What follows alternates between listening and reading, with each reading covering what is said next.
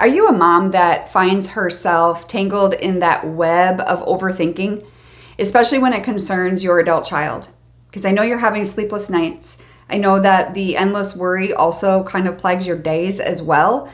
And overthinking can lead to feeling like you're trying to climb this huge mountain all by yourself. But here's the truth. You're not alone in this.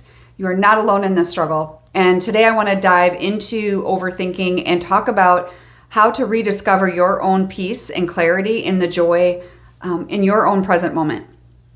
So I have 4 tips for you today. The first is, what is overthinking? Let's talk about this, because overthinking is different for all of you as far as what you're thinking, right? Because it's about the past. We overthink what happened in the past and what could we have done different to maybe alleviate this or that.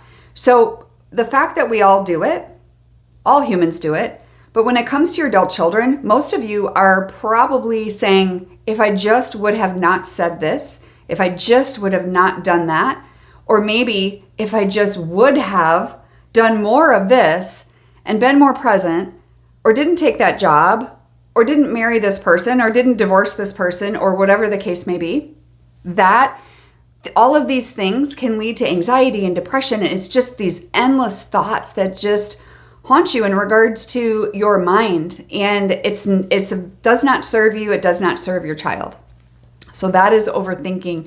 Number 2 is the impact it has on your relationships. I want you to think about that, because it's obviously affecting, it can affect your relationship with your child, but also your spouse, your friends, your other children, just you in general. And so really the relationship you have with yourself, it's really, really affecting, because I want you to think about how it leads to irrational thoughts. We start thinking all these things. We can overthink the past. We can overthink the future. And we need to ask ourselves, when we're overthinking the future, we need to ask ourselves, do we have any proof that this is going to happen? Do we have any proof? And the answer is usually no. And that right there should be your telltale sign that it's time to take a step back and really take your thoughts captive. So that can lead to emotional exhaustion, right? All of that. And so for those of you moms that I have not talked with yet, and you are looking for help in regards to coaching, you can click the link below for the discovery call, and we can set up a time for a consultation. And I look forward to having that conversation with you and serving you in the future. Number 3 is some practical strategies. So what do? I know I'm overthinking. What am I supposed to do about it? So you need to adjust your expectations. We talk about this all the time, because expectations that we put on other people in our life, we all do it, knowingly or unknowingly. Sometimes we know we do it and we need to step away from that. So that can alleviate some pressure. That can alleviate by taking a look at your expectations. It can alleviate overthinking tendencies. So that is one aspect of that. And another is a state change. So you know what your state is? Like right now, I'm sitting, right? I'm in this room. And if you are overthinking, I encourage you to get up, breathe, and move your body. You need to change your state. You need to change your mind. And you can't do that sitting in the exact same place where it happened. So it can be as simple as getting up and walking outside and going for a short walk. You need to remove yourself from the place that this started. And for a lot of you, your home tends to be an issue in regards to all the memories. So you're overthinking all of those memories that are happening in your home. I hear that from all of you a lot.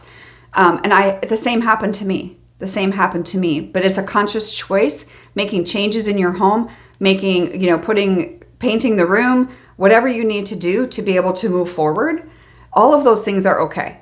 So changing your state is huge. Another one is journaling.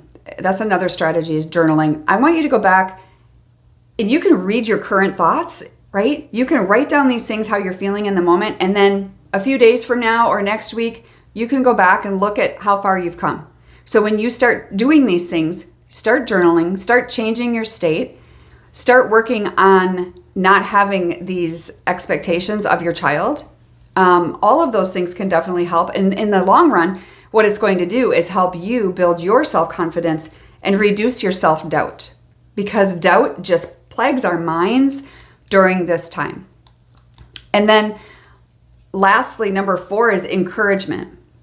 You need encouragement. You need support. So I want you to offer words of encouragement, not only to yourself, right? But to maybe other moms that you know, right? We need to step outside of ourselves. But all of those things can happen after you take care of you. And that's where support groups come in. And we can talk about my group coaching program when you sign up for the discovery call. I can fill you in on all of that. But this is where the magic happens. This is where the moms are healing because they have a community around them. They have myself and pouring into these moms twice a week. That is huge. That having a support system, having encouragement, even on the hard days, celebrating the wins and the joys, because you can find those in the midst of all of this as well. And it's super important that you remember that. So taking those positive steps, these things that I shared, all of these things can definitely take you in the right direction so you can stop overthinking this whole situation.